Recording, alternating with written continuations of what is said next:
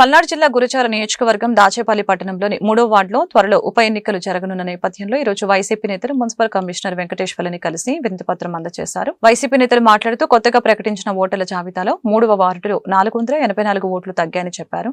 Commissioner voter జాబితాపై మరొకసారి విచారణ చేయాలని కోరారు.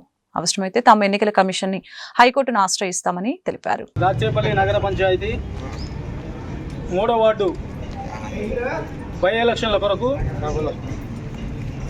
నోటిఫికేషన్ తొందరలో రాబోతుందని కమిషనర్ గారు తెలియజేయడం జరిగింది. దానిగాను బై ఎలక్షన్లో 1596 ఓట్లు 3వ వార్డు లిస్టుగా ఉంది. కానీ ఇప్పుడున్న కమిషనర్ గారు 1112 ఓట్లతోటి ఒక నమూనా తయారు చేసినారు. దాదాపు 3వ వార్డులో ఓటు వేసినటువంటి 484 ఓటర్లు ఓటు హక్కుని కోల్పోవటం జరుగుతుంది. మేము ఒకటే కమిషనర్ గారికి అభ్యర్థిస్తున్నాం, 3వ వార్డులో ఉన్నటువంటి పాత ఓటర్ లిస్టు ప్రకారం దానికి సంబంధించినటువంటి బౌండరీ ప్రకారం ఓటర్ లిస్టుని కానివ్వండి, అదే రిజర్వేషన్ని కానివ్వండి మార్చటం అది చట్టానికి విరుద్ధంగా ఉంటుంది.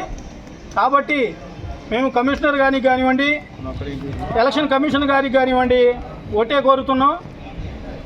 ఉన్నటువంటి 3వ వార్డు బై ఎలక్షన్లో పాత ఓటర్ లిస్టునే కంటిన్యూషన్ చేయవలసిందిగా కోరుతున్నాం. లేని ఎడల దానికి ఓట్లు కోల్పోయేటువంటి 484 మంది ప్రజలు ఓటు హక్కుని కోల్పోతారు. దానికి లీగల్గా మేము స్టేట్ ఎలక్షన్ కమిషన్ గారి కానివ్వండి, కలెక్టర్ గారి కానివ్వండి, హైకోర్టుకు కూడా అప్పీల్ చేయాలని కోరుకుంటున్నాం. కాబట్టి 3వ వార్డు ప్రజలు కూడా ఈ విషయాన్ని గమనించి ఓటు హక్కు కోల్పోయేటువంటి ప్రతి ఒక్కరూ భాగస్వాములై కమిషనర్ గారి ఆఫీస్కి వచ్చి అడగవలసిందిగా కోరుతున్నాం.